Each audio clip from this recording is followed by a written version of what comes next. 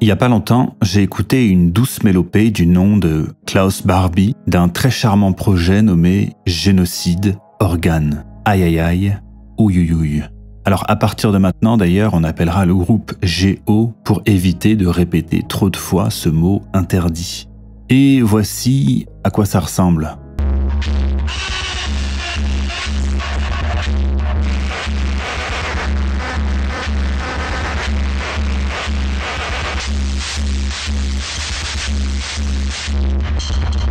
Aïe aïe aïe, ouïouïouï. Alors à ce moment-là de la vidéo, normalement, beaucoup se sont barrés, peut-être avec un petit commentaire comme « c'est pas beau, c'est pas de la musique, c'est de la merde », etc. Il y en a d'autres qui se demandent où je veux les emmener avec ça. Et il y a très certainement aussi quelques connaisseurs qui vont me dire que j'aurais pu trouver des choses encore plus extrêmes, plus bruitistes. Parce que là, on a encore des notions comme le tempo, le rythme, plutôt martial d'ailleurs, la structure, et on a encore des hauteurs, des notes définissables, ou plutôt une note répétée en boucle pendant 4 minutes. Bref, oui, mais on s'en fout, c'est pas le sujet. Alors aujourd'hui, je vais vous parler d'un genre musical qu'on qualifie souvent d'extrême. Extrême par sa forme violente et difficile d'accès, mais aussi par son propos et les thèmes abordés, notamment à cause de ses références récurrentes à l'idéologie d'un certain petit moustachu allemand qui a fait fureur durant la première moitié du XXe siècle et dont il ne faut pas prononcer le nom. Bref, on va parler de Power Electronics. Je rappelle que le morceau s'appelle Klaus Barbie, et pour remettre un peu de contexte, Klaus Barbie c'était un SS criminel de guerre surnommé le boucher de Lyon et qui a été condamné pour crime contre l'humanité. Le morceau est issu de l'album Leichenlinie, qu'on pourrait traduire par une rangée de cadavres. C'est d'ailleurs précisément ce que représente la pochette de l'album, qui est quasiment un poncif du genre. Et récemment, je suis tombé sur ce mème sur Reddit qui résume assez bien les codes du genre. Utilisation massive de distorsion, membres au crâne rasé, référence à la Seconde Guerre mondiale côté allemand, production limitée à quelques copies qui se vendent ensuite à bon prix aux enchères, et bien sûr la censure sur la plupart des grosses plateformes de distribution. Bon, on a compris qu'on était sur quelque chose de très underground, ou souterrain si vous préférez.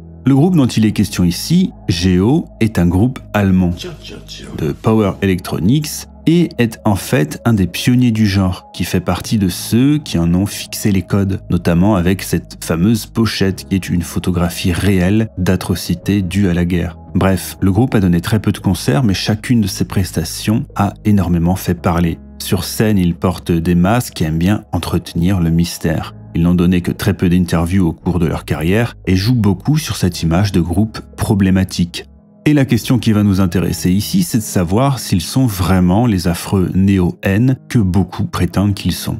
Eh ben, c'est ambigu. Le plus gros indice sur les convictions politiques du groupe vient de cette interview de 1998 dans laquelle il est dit « Je souhaite que les gens reviennent à l'essentiel, à la tradition sans être des conservateurs étroits d'esprit et développent une nouvelle dignité, un honneur, une fierté, qu'ils scandent patrie et liberté, qu'importe d'où ils viennent, que les gens arrêtent de détruire leur culture et la nôtre. Au lieu de sauver des minorités indiennes partout dans le monde, ils devraient sauver leur culture en priorité. Sinon, il faudra bientôt les placer dans des eaux. Et les choses deviendront de pire en pire.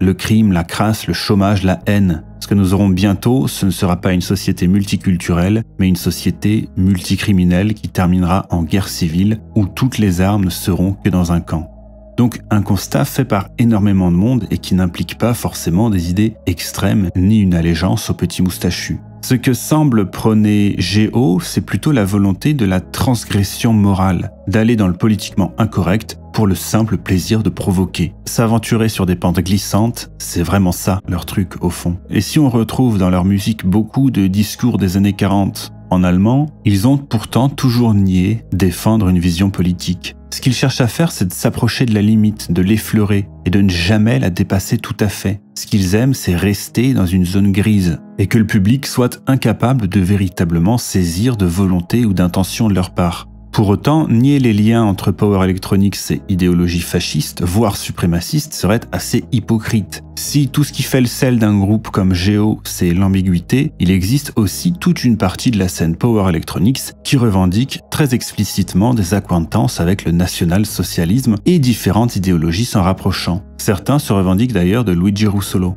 Peintre futuriste, mais aussi théoricien et pionnier de la musique bruitiste, qui considérait que l'ère industrielle allait permettre aux musiciens de s'inspirer des bruits produits par les machines. Et on est bien obligé de constater qu'il a vu parfaitement juste à ce niveau-là.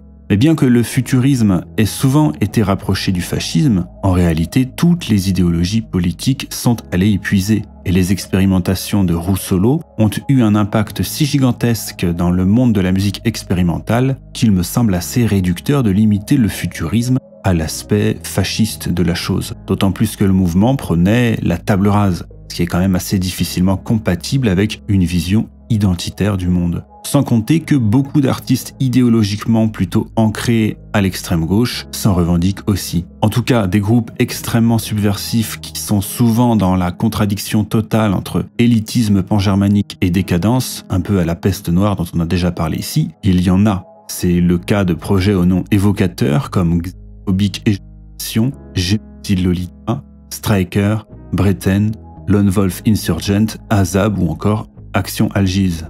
Alors libre à vous d'aller explorer ces horizons si vous le souhaitez, mais là on est sur des choses beaucoup plus sombres, beaucoup moins ambiguës et pas toujours très légales d'ailleurs. Mais ce qui nous intéresse ici de toute façon, c'est bien Géo et leur esthétique de l'ambiguïté. Dans le livret d'un de leurs albums, ils disent ceci à propos de leur musique. Géo a provoqué beaucoup de réactions chez les auditeurs, que ce soit ces extrémistes qui perçoivent certaines sympathies qui s'alignent avec les leurs, ou des détracteurs bruyants qui perçoivent le groupe comme raciste, fasciste, ou plus simplement comme des marchands de haine. Mais les auditeurs suffisamment intelligents, ou tout du moins pas intéressés par le fait d'avoir une vision si simpliste et polarisée de Géo, perçoivent simplement le son pour ce qu'il est, provoquant des réactions qui vont de la révulsion au pur plaisir. En clair, il pose ça là et vous en faites ce que vous voulez, que vous vouliez y apposer une lecture politique ou non. Et c'est précisément ça qui en fait un groupe intéressant. C'est cette volonté de préserver l'ambiguïté. Les thèmes abordés par le groupe ne se limitent d'ailleurs pas au Troisième Reich. Ils vont de la guerre au KKK en passant par des théories du complot en tout genre et par l'impérialisme américain, le fanatisme, le terrorisme ou encore le fétichisme, les tortures et les violences en tout genre.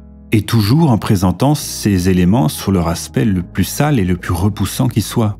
Difficile donc de voir ici de la propagande, parce qu'une œuvre de propagande aurait plutôt tendance à mettre en valeur la cause qu'il défend, plutôt que d'en dégoûter le spectateur ou l'auditeur.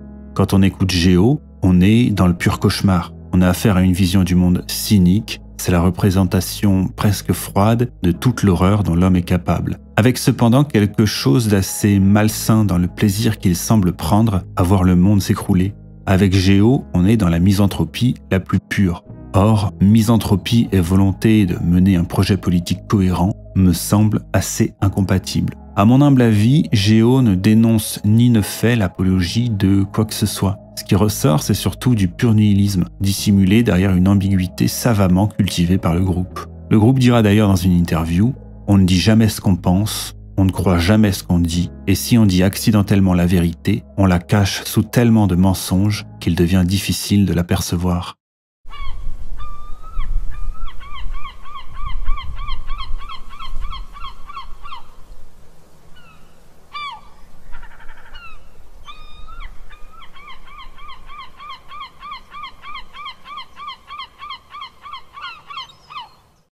Vous êtes encore là? Dans le prochain épisode, qui sera d'ailleurs le dernier de ce format, on parlera de quelque chose de beau. Promis.